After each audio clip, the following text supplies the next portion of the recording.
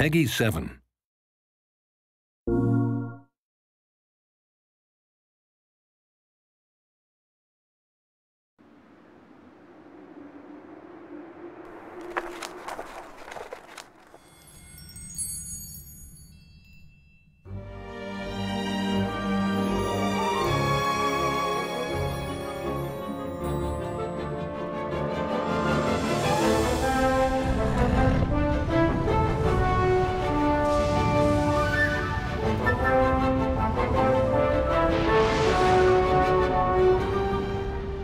In the beginning of the game, you're in the Hogwarts library, and you immediately meet this character, the Professor, who is hopefully like the best teacher you've ever had.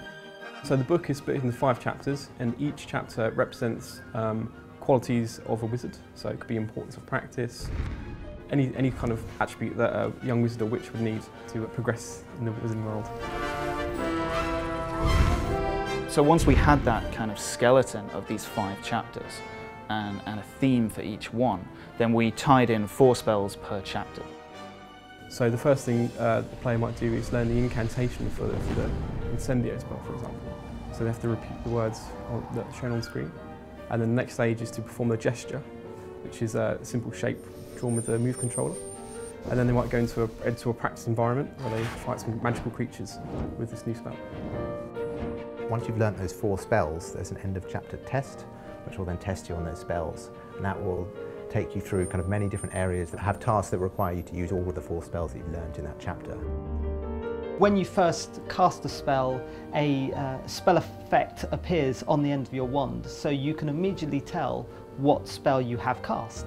So for example, the Aguamenti spell, which is the water spell, is a blue bubbling orb on the end of it, and when you pull the trigger of the motion controller, this orb turns into water spraying out from the end of your wand. You're also given backstories and histories to these spells, and they're played out within a paper theatre. I wanted something that was of the book, but was also quirky, funny, playful in itself. So I think what we've got now is some people have described it as a reinvention of the book. It's the first time that we've put the magic wand in your hand, we put the spell book in your hand, and you get to be the one casting all of these really iconic spells.